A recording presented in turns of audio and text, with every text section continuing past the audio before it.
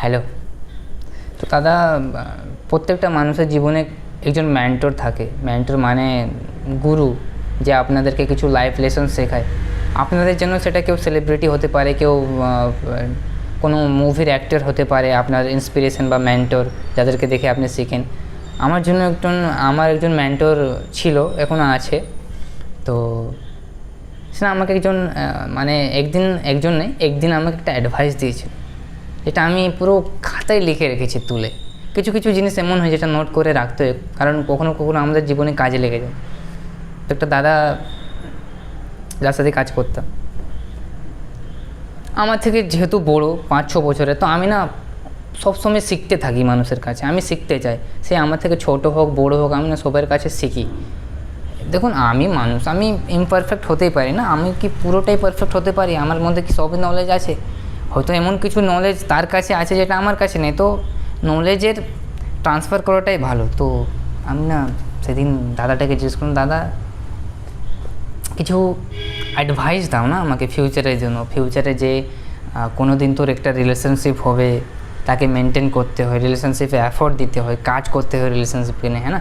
এমন নেই কি যে এটা তো মুভি তো নেই যে সব কিছু পারফেক্ট চলছে, একদম সব কিছু মানে গানের শুরুতে মেয়ে হ্যাঁ বলেনি, গান হতে হতে মেয়ে আপনার সাথে সেটিং হয়ে গেছে, তারপর সব কিছু হয়ে গেছে। এটা এরকম নেই না।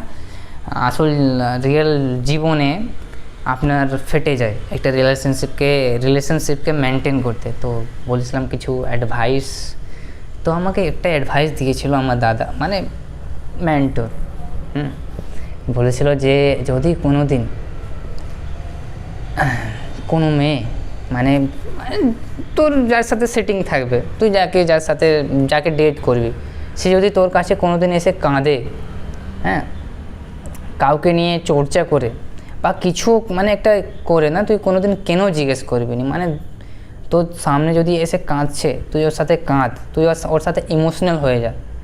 ও যদি তোর সামনে এসে হাসছে, তুই এমন করিস না যে কি এটা আমরা করি না, যে কেন ও এমনি এমনি হাসছো, উল্টো পাল্টোভাবে এমনি এমনি কেন করছো, এরকম বলিস না। তুই ওর সাথে হাস, তুই ওর সাথে কাঁদ, তারপর পরে জিজ্ঞেস করবি। সেই সময় মানুষকে প্রচুরই খারাপ লাগে। আমাকে বলছিল সেই সময় মানুষকে, যদি কোনো মানুষ তোর সামনে এসে কাঁদে বা কিছু দুঃখের কথা শোনায়, তুই চুপচাপ শুনবি। আর কেন রিজন জিজ্ঞেস করার দরকার নেই, তুই জাস্ট শুন, ওর সাথে ওই মুমেন্টটাকে না ফিল কর, মানে ইমোশনাল হয়ে যা তুইও, হ্যাঁ না? জাস্ট ওই মোমেন্টটাকে ফিল কর। তো তখন আমাকে লেগেছিল, হ্যাঁ এটা কী বলছো তুমি, হোয়াট ইজ এই কী উল্টো পাল্টা বলছো। তো আমার সে দাদাটা বলেছিল যে এখন তুই হাসবি, এখন তুই নিব্বা, যখন একটা বয়স হয়ে যাবে তখন বুঝতে পারবি। তো দাদা, বুঝতে পেরেছি আপনি সত্যি কথা বলেছিলেন, ঠিকই বলেছিলেন, কারণ আপনি তো মহান লোক।